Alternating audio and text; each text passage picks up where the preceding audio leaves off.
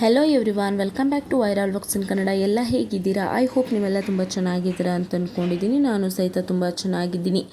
ನಟಿ ಸಿತಾರ ಕನ್ನಡದ ಪ್ರಖ್ಯಾತ ನಟಿ. ಮನೋಜ್ನ ನಟನೆಯಿಂದಲೇ ಸಾಕಷ್ಟು ಜನಪ್ರಿಯತೆ ಪಡೆದ ಈ ನಟಿ ಮಲಯಾಳಂ, ತಮಿಳು ಮತ್ತು ತೆಲುಗಿನಲ್ಲೂ ಪರಿಚಿತ ಮುಖ.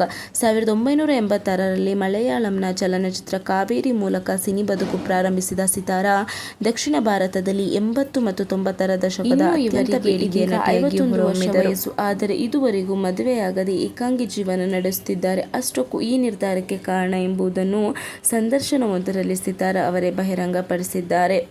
ಮನೆಯವರಿಂದ ಅನೇಕ ವಿಷಯದ ಹೊರತಾಗಿ ಬಲವಾದ ಕಾರಣವೂ ಇದೆ. ನಾನು ನನ್ನ ತಂದೆ ಪರಮೇಶ್ವರ ನಾಯರ್ಗೆ ತುಂಬಾ ಹತ್ತಿರ. ಅವನ ತಂದೆ ತಾಯಿಯನ್ನು ಬಿಟ್ಟು ಅವರಿಂದ ದೂರ ಉಳಿಯಲು ಸಾಧ್ಯವಿಲ್ಲ ಎಂಬ ಕಾರಣಕ್ಕೂ ನಾನು ಮದುವೆಯಾಗಲು ಸಿದ್ಧನಿರಲಿಲ್ಲ.